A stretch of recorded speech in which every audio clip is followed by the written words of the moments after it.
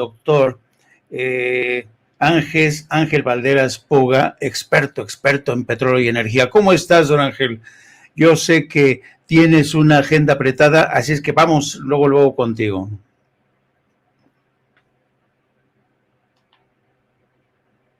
Ahorita nada más. Hola. Entraba mi micrófono, espero que me escuches. Pues un saludo cordial, Jaime. Entendemos el trabajo de Vicente. Hay que recordar que ganó el premio Carlos Montesido. Muy contentos por su trabajo periodístico. Y efectivamente, pues aquí seguimos analizando no nada más lo del sector energético, sino todo lo que tenga que ver con datos. Y sí, en un rato entro a TV Capital 21 precisamente para hablar de la visita de Antony Blinken y la cuestión esta del ofrecimiento a México de incorporarse al sector de la fabricación de semiconductores y de la electromovilidad, que básicamente estaríamos hablando de coches eléctricos, ¿no? Pero andamos en todo, Jaime, y aquí estoy ya listo. Perfecto. Fíjate, Ángel, querido Ángel, que precisamente a propósito de la intervención o del encuentro del presidente con Antony Blinken, ayer el presidente dio cuenta de algunos de los puntos que resaltaron, que destacaron, ¿no? Y uno de los puntos que a mí me llama más la atención es cuando el presidente dice que Antony Blinken, ojo, ni siquiera utilizó la palabra arancel o sanción tras su reunión con Blinken, y esto lo hizo, ya sabes, para restar credibilidad a esos amarranavajas que andan insistiendo y una y otra vez que Estados Unidos sigue presionando a México por el frente energético. Adri, si nos pones también este video de la que dice que ni siquiera se usó la palabra arancel o sanción, dijo el presidente sobre su reunión con Blinken. A ver si la tenemos ya.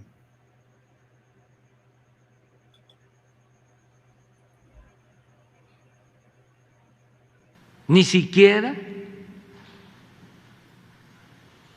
se usó la palabra arancel o sanción. Nada. Además, porque no hay razón. Y estamos las partes de acuerdo en fortalecer nuestras relaciones. Está creciendo mucho el comercio entre México y Estados Unidos. Está creciendo mucho la inversión extranjera y la inversión de Estados Unidos a México. Y creo que el señor Blinken habló de consolidar la región de América del Norte y coincidimos en eso. No solo le dije que estábamos de acuerdo en consolidarnos como región, incluyendo los tres países, Canadá, Estados Unidos, México, sino que estábamos nosotros a favor también de la unidad de todo el continente americano.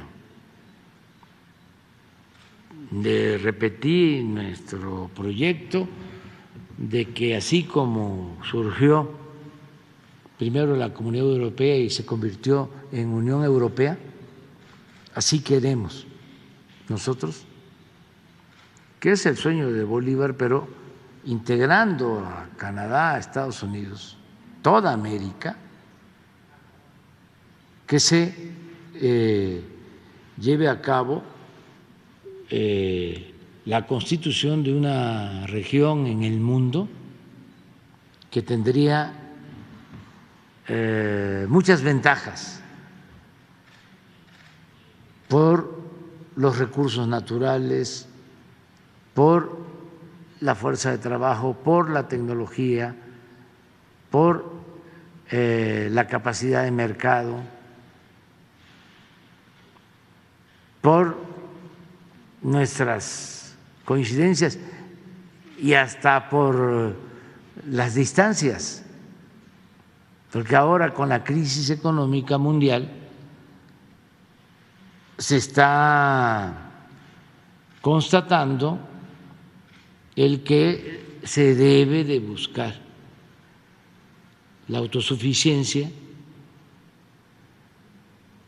que cada país produzca lo que consume y que si no puede lograrlo, porque no todos los países tienen petróleo, pues que se puedan abastecer de los países cercanos, reducir el costo de los fletes para llegar a los mercados. Entonces hablamos de eso. Presidente, en diversas Muy bien, pues ahí tienen, querido Ángel, a mí se me hace fascinante esta forma. Fíjate, por un lado dice que Blinken no utilizó siquiera la palabra arancel para, ¿sabes?, para desfundar como amenaza la posibilidad de un arancel como sí hizo Donald Trump. Pero fíjate lo interesante del caso, Ángel, que de alguna manera tú ya lo señalabas. Por un lado, dicen que en el tema de energía, sobre todo el petróleo, las cosas se están solucionando. Incluso con la empresa Telos ya se está dilucidando qué parte o qué derecho le asiste a Telos y qué derecho le asiste a Pemex en la explotación de ciertos yacimientos. Pero me gusta lo que ha señalado, porque mientras el presidente hablaba de energía y petróleo, el gran anuncio fue por la implementación o la acción complementaria de México en el sistema de semiconductores. Es decir, mientras dicen que el tema energético, el petróleo, se está todavía hablando, en el tema de los semiconductores, por consiguiente de litio, ya están aterrizando las cosas. ¿Tú qué opinas? Mira, Jaime, yo creo que aquí lo relevante es que tenemos un presidente como no lo veíamos en 36 años de neoliberalismo, con una defensa clara, contundente, no de grito y sombrerazo, por decirlo, no a la Hugo Chávez, pero con una defensa férrea de los intereses nacionales.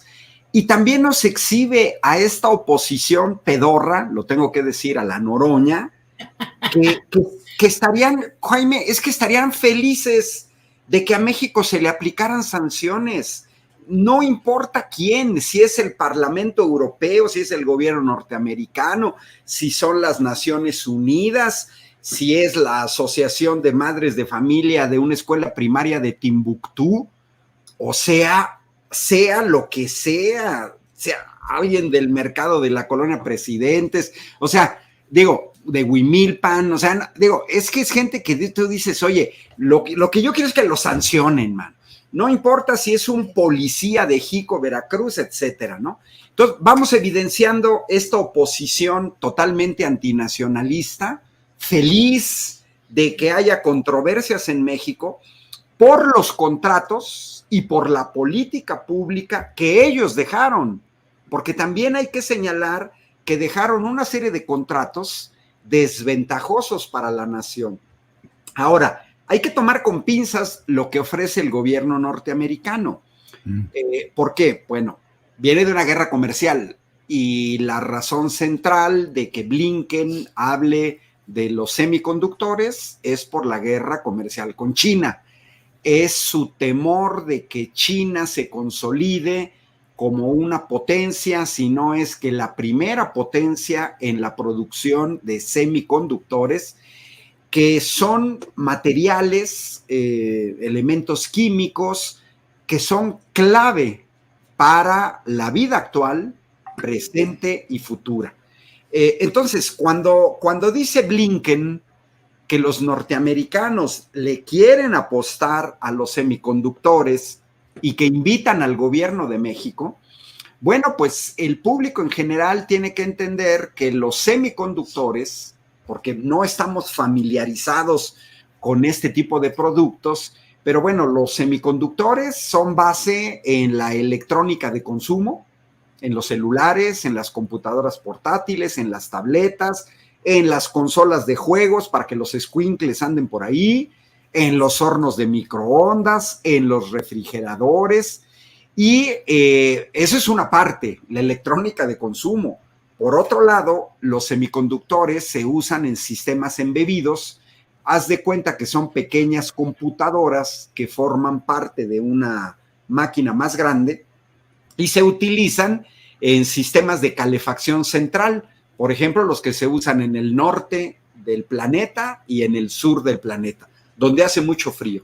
Relojes digitales, sistemas GPS, rastreadores de fitness en los gimnasios, televisores, sistemas de gestión de motores en vehículos.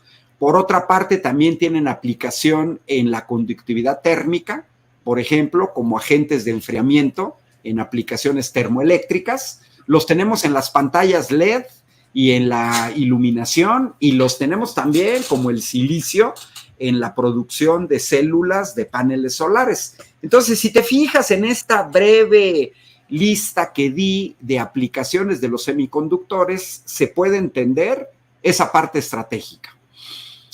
Pudiera ser, veamos, hay que ver los detalles, si realmente le interesa a los Estados Unidos compartir esta parte con Canadá y con México en crear un polo de Norteamérica que pudiera competir con China. Y por el otro lado, en términos de la electromovilidad, pues hay que ver que los norteamericanos, Biden, en general los norteamericanos son extremadamente contradictorios. Apenas acaba de pasar en octubre del año pasado, no hace ni un año, la COP26, y recordarás que empresas automovilísticas a nivel internacional y que operan también en Estados Unidos, Toyota, Volkswagen, Nissan, Mitsubishi, se negaron, Peugeot, a Renault, se negaron a disminuir o a comprometerse a la sustitución de los autos eléctricos para 2040. Pero el gobierno norteamericano y los productores norteamericanos pues también se negaron a reducir la producción y el uso de carbón, que es el energético más contaminante en términos de emisiones de dióxido de carbono. Entonces, lo que estamos viendo es, por un lado, pareciera ser que en el discurso hay un interés que pudiera ser en algunas áreas de los Estados Unidos, principalmente las que son ambientalistas genuinas, en una preocupación del calentamiento global, en una preocupación de los gases de efecto invernadero. Pero por otro lado, Jaime, sabemos que en Estados Unidos pesan mucho, enormemente, los intereses económicos.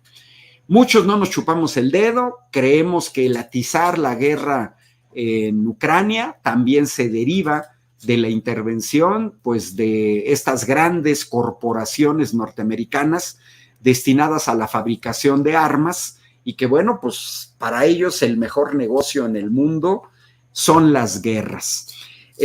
Yo creo que podemos colaborar con Estados Unidos, lo hemos hecho, pues somos socios comerciales principales, el segundo, y ellos son el primero de nosotros, y bueno, de alguna manera estamos ligados, 3,000 kilómetros de frontera, 50 millones de mexicanos o de personas de origen mexicano en los Estados Unidos, pues una permeabilidad tremenda en la frontera, pasan personas, pasan desgraciadamente armas, pasa dinero, el neoliberalismo al inicio nos llenó de maquilas, y bueno, la industria automotriz norteamericana pues ha estado siempre presente en México desde hace décadas, no solamente en la fabricación de automóviles, sino también en la fabricación de autopartes.